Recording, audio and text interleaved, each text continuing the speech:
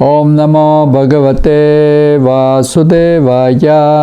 Ом намо Бхагавате Васудевая. Ом намо Бхагавате Васудевая. Ом намо Бхагавате Васудевая. Ом намо Бхагавате Васудевая. Ом намо Бхагавате Васудевая. Наста пречва бадечу нитям Бхагавата севая. Бхагавати утамашлаки бхактир бхавати наштики. Шримад Бхагаватам. Песня 1. Глава 5. Наставление Нарады. Текст 14.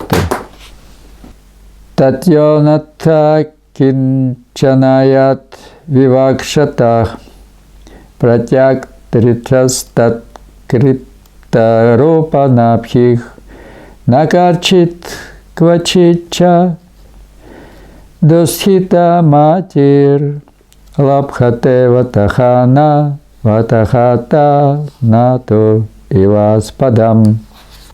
Все, что ты желаешь описать, по видимости, отделенным от Господа различными формами, именами и следствиями, просто возбуждает ум, подобно тому, как ветер раскачивает лодку, не имеющую пристанища. Шри Вьясадева отредактировал все ведические произведения, таким образом описав различные пути трансцендентального сознания, кармической деятельности, спекулятивного познания, развития мистических сил и преданного служения. Помимо этого, в различных Пуранах он рекомендовал поклонение многим полубогам, имеющим различные имена и формы. В результате люди совершенно запутались, не зная, как сосредоточить свой ум на служении Господу. Им очень трудно найти истинный путь самосознания. Шрила Нарада Дева указывает на этот недостаток ведических произведений, составленных Вьясадевой, подчеркивая необходимость описания всего во взаимосвязи с Верховным Господом и никем другим.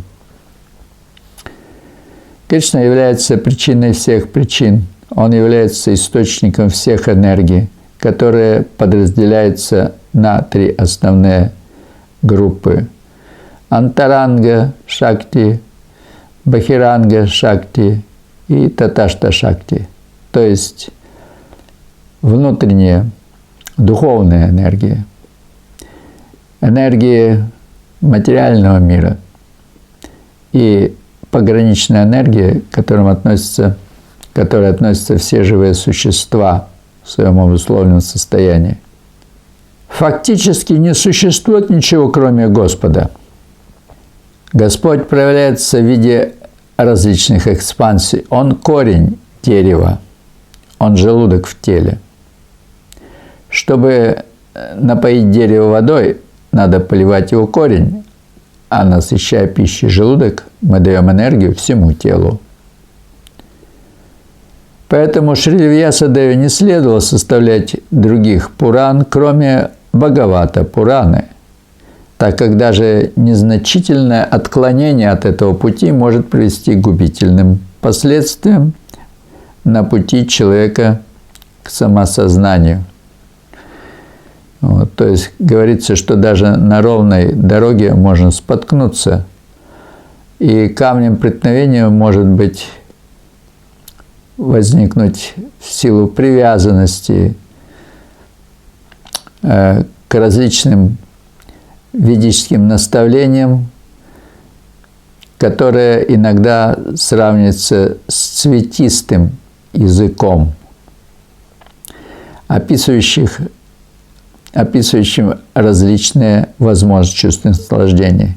Дхарма, предположим, религиозность, благочестие, что дает возможность обрести материальное процветание. Артхам, Когда человек достигает некоторого материальных каких-то преимуществ, естественным образом возникает желание чувственных наслаждений, кама. В конечном итоге удовлетворение чувств предписанным образом должно привести на платформу освобождения, мокша. И истинная духовная жизнь начинается именно вот с этого момента, когда человек осознает бесполезность всех действий, направленных на удовлетворение чувств, которые заканчиваются в конечном итоге со смертью этого тела, и судорожно начинает задумываться о том, как обрести освобождение от повторного рождения, смерти, старости, болезни. Именно когда человек уже достиг освобождения, начинается его реальная, истинная духовная жизнь, совершенство которой достигается в чистом преданном служении Господу. А не абхилашата шунья гьяна карманя навритамана колина кришна шалана бхакти утама. Такое преданное служение должно быть совершенно свободным от желания получить результаты своей благочестивой деятельности, вознесения на райские планеты, предположим, обретение мистических совершенств, занимаясь йогой. И даже освобождение считается чем-то очень незначительным, когда человек в действительности занят преданным служением Верховной Личности. Целью такого преданного служения является то, насколько Кришна доволен всем, что преданный для него делает. Самое плохое в поклонении полубогам то, что оно порождает откровенно пантеистические представления, которые приводят к плачевному результату, возникновению множества религиозных сект, мешающих утверждению в обществе принципа Бхагаватам, единственного произведения, которое способно указать человеку верный путь к познанию себя в своих вечных взаимоотношениях с личностью Бога через преданное служение в трансцендентальной любви. То есть некоторые считают, что причиной всему является природа, но на самом деле причиной всех причин является Кришна, который управляет этой природой. Маят хякшена пракритих. Эта природа является производной энергией Кришны, и она подчиняется Кришне. Кришна управляет этой материальной природой. Разумеется, сам он этим не занимается, но тем не менее, именно он, тот, кто управляет, тот, кто является причиной этой природы, и тот, кто наслаждается с помощью этой природы. Материальные и духовные миры исходят из Кришны. Ахам сарвася прабхавамата саврам парататети матва баджанта мамба буда бава саманвитага. И тот, кто это понимает, он безоговорочно вручает себя Верховной Личности. В этой связи уместен пример с лодкой, которую раскачивает порывистый ветер. Неустойчивый ум пантеиста, пантеизм – это те, которые считают, что Бог растворяется в этой природе, то есть все есть Бог вроде как. Это неправильное понимание. Природа есть природа, она не отлична от Верховной Личности, поскольку представляет его энергии, но в то же время она и отлична. Верховная Личность Господа выше наслаждающаяся природой. Живые существа также имеют потенцию наслаждаться, но они не могут быть независимы. Они зависят от Кришны, и чуть выше был приведен пример. Допустим, поливая корень дерева, листья насыщается влагой. То есть корнем такого дерева мироздания является Кришна. Неустойчивый ум пантеиста не в состоянии достичь совершенства самосознания, потому что в своих поисках целей постоянно пребывает в возбуждении. Джигупситам дарма крите ношасата свабхава рактасya махан вятикрама ят викято дарма этитара схито наманьяте тася нивартана джана. В людях от природы заложена склонность к наслаждениям, и ты поощрял в них эту склонность под прикрытием религии. Это предосудительно и неблагоразумно. Руководствуясь твоими наставлениями, они будут заниматься этим, прикрываясь религией, и очень скоро забудут обо всех запретах.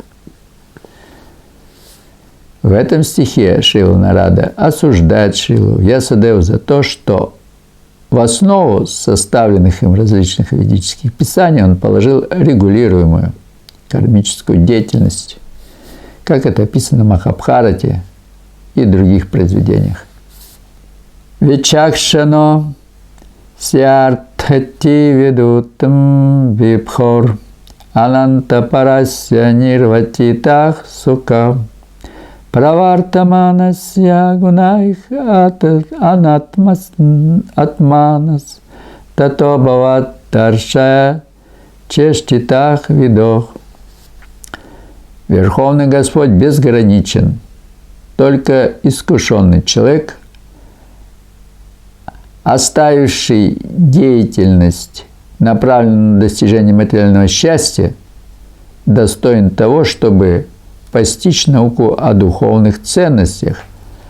Поэтому, о добродетельный, ты должен описать трансцендентальное деяние Верховного Господа, указав тем самым пути трансцендентального осознания людям, которые из-за своих материальных привязанностей находятся в худшем положении. Ведические писания – процесс преданного служения, который начинается со слушания о Кришне из таких произведений, как Бхагавад-гита и Шримад Бхагаватам. Цель их – направить живое существо по пути преданного служения и объяснить никчемность материального существования.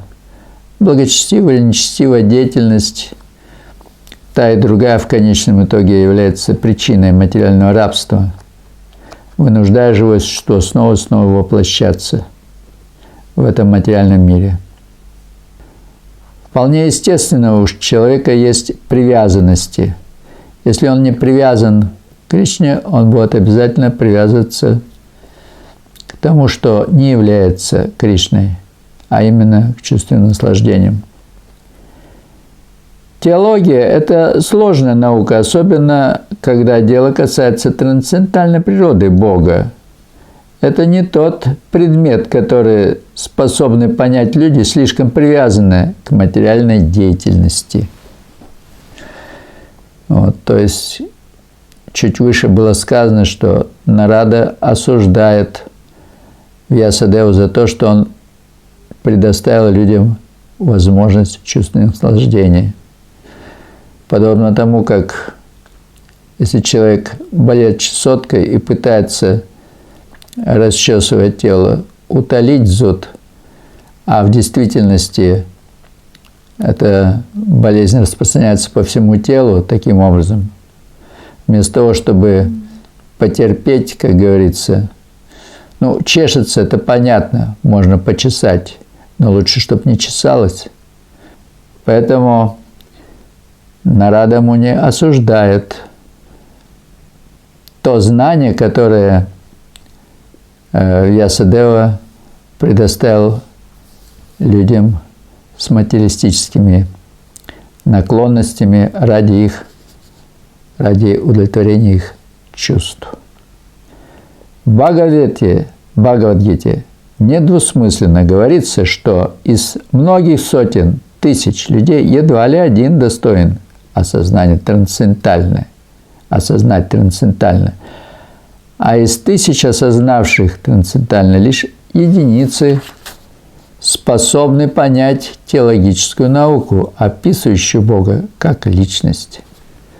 Поэтому Нарада советует Шри Вьясадеве изложить науку о Боге, непосредственно описав его трансцендентальное деяние. Сам Вьясадева очень сведущ в этой науке и не привязан к материальным наслаждениям. Следовательно, он как раз тот человек, который может ее изложить. А Шукадева Госвами, сын Вьясадева, именно тот, кто способен ее воспринять. Надо заметить, что, допустим, люди интересуются удовлетворением чувств. Вот. И существует раздел «Как удовлетворять чувства». Существует Кама-сутра, предположим, люди интересуются этим. Но они не знают, что автор этой Кама-сутры в действительности сам никогда не занимался чувственным наслаждением. Аналогичным образом и Вьясадева – это личность, которая совершенно свободна от желания удовлетворять свои чувства. Тем не менее, он составил много разделов знания, дающих возможность людям понять, как можно их удовлетворять. Но это не является истинной целью. Опытные преданные могут открывать новые пути и изобретать новые средства, чтобы обращать неверующих в соответствии с временем и обстоятельствами. Преданное служение – это динамичная деятельность, и опытные преданные способны находить действенные методы, чтобы внедрить его в тупые умы материалистических людей. Так, трансцендентальная деятельность преданных в служении Господу способна в корне изменить образ жизни общества глупых материалистов. То есть вот в чем, собственно говоря, заключалась миссия Шрилы Прабхупады. В том, чтобы предоставить людям Запада науку о преданном, чистом преданном служении. Шримад Бхагаватам – это единственное произведение, которое дает возможность осознать необходимость преданного служения и посвятить себя преданному служению. Вот. Поэтому вместо того, чтобы проповедовать различные разделы Вед, Дхарма, Артху, Каму и Мокшу, человек должен проповедовать Шримад Бхагаватам и Бхагавадгиту, который непосредственно сказан самим Верховным Господом Кришной. Мы не можем найти в Бхагавадгите никаких изъянов, никаких послаблений в плане индульгенции, как говорится, послаблений для чувственного наслаждения. Если человек привязан так или иначе к какого-то рода деятельности, сказано, в соответствии с влиянием различных гун материальной природы и кармы, то он должен выполнять это действие ради Вишну. Цель такой рода деятельности заключается в достижении освобождения. Если человек занимает какое-то положение в соответствии с своим духовным развитием, будь то брахмачари, грихастха, ванапраска или саньяса, он должен осуществлять эту деятельность также исключительно ради удовлетворения Вишну, что поможет с материальной платформы человеку подняться до духовной путем исполнения своих предписанных обязанностей. Эти обязанности также даны Верховной Личности Господа в системе Варнашрама-дхарма. Вот ведическая религия Варнашрама-дхарма.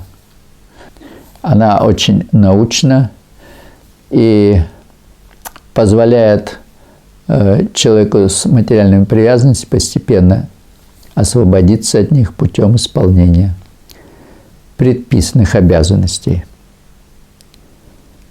Следуя этому методу, можно привести материалистических людей этого века вражды в нормальное состояние, чтобы они могли жить в мире и идти по пути трансцендентального сознания. Конечно же, Господь Чайтанья, наиболее милостивое воплощение Кришны, пришел в Кали-югу не с тем, чтобы проповедовать Варнашраму, но с тем, чтобы проповедовать Бхагавата-дхарму. То есть чистое преданное служение. Никто не браман, ни кшатри, ни вайши, ни шудр, никто не грехастха, напрасен, саньяс. Каждое живое существо является атма, джива, духовным по природе и не имеет определения в этом материальном мире. Вот. С этой позиции ахам брахмасми, я есть душа, человек очень легко может начать преданное служение Кришне.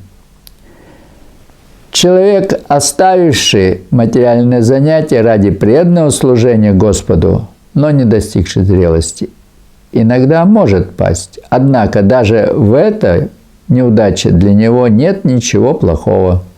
С другой стороны, человек, не занимающийся преданным служением, даже если он выполняет все предписанные ему обязанности, ничего не достигнет.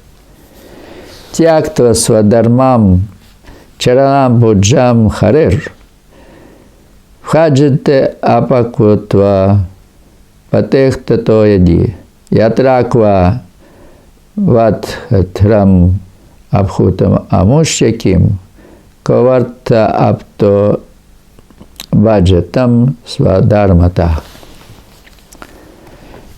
Если говорить об обязанностях человечества, то их бесчисленное множество. Каждый человек в долгу не только у своих родителей, членов своей семьи, общества, страны, всего человечества, других живых существ, полубогов и так далее, но и великих поэтов, философов, ученых и прочих. Однако в Писании говорится, что человек может отказаться исполнять этот долг по отношению к ним и посвятить себя служению Господу. Почему? Потому что, служа Господу, фактически он выполняет все свои обязанности. Кому бы кто ни служил, обществу, нации, семье, кошкам, собакам, полубогам, кому бы человек ни служил, в конечном итоге он остается слугой Верховной Личности Господа Шри Кришны, который, как мы говорили чуть раньше, является корнем этого дерева мироздания. Поэтому, поливая корень дерева, все мироздание, включая полубогов и других живых существ, будут удовлетворены, так или иначе. Значит, насколько более возвышено и необходимо знание и непосредственно служение Господу Кришне. Трансцендентальное знание, оно включает и знание материальной природы этого феноменального мира, знание своего положения во взаимоотношениях с Кришной и знание о Верховной Личности Господа, которое составляет наиболее сокровенное знание. Живое существо, совершая чистое преданное служение, которое не мотивировано, которое постоянно может удовлетворить потребность своей души. Такова особенность. В Писаниях говорится, что человек может отказаться выполнять этот долг по отношению к ним и посвятить себя служению Господу. Итак, если человек поступают подобным образом и достигают успеха в преданном служении Господу. Это очень хорошо. Но бывает, что человек посвящает себя преданному служению под влиянием эмоций, и в конце концов находится много причин, по которым он сходит с пути преданного служения, вступая в нежелательное общение. История знает много подобных примеров. Бхарата Махарадж был вынужден родиться оленем из-за своей сильной привязанности к олененку. И это не единственный случай. Шримад Бхагаватам описывает истории, связанные непосредственно со служением Господу, истории преданных, которые, не достигшие зрелости, оступились в назидание тем, кто изучает Бхагаватам и следует принципам Бхагаватам. Даже, говорится, на ровной дороге могут быть трудности и можно споткнуться. Поэтому, не усложняя жизнь, тем более в Кали-югу, когда жизнь очень коротка, люди не сильно продвинуты, духовной жизнью практически не интересуются, очень обусловлены борьбой за существование, то, что проповедует Шри Чайтанья Махапрабху, а именно чистое преданное служение, наиболее адекватно данной ситуации и может быть приемлемо любым. Даже низшая форма жизни, даже червяк может совершать чистое преданное служение. Такого преимущества преданного служения. Допустим, мы воспеваем Святое Имя, мы читаем Шримад Бхагаватам, и даже если никто не придет, стены будут прегрессировать, говорил Бхактисиддханта. То есть живые существа везде существуют, везде видимые, невидимые. И этот процесс шраваном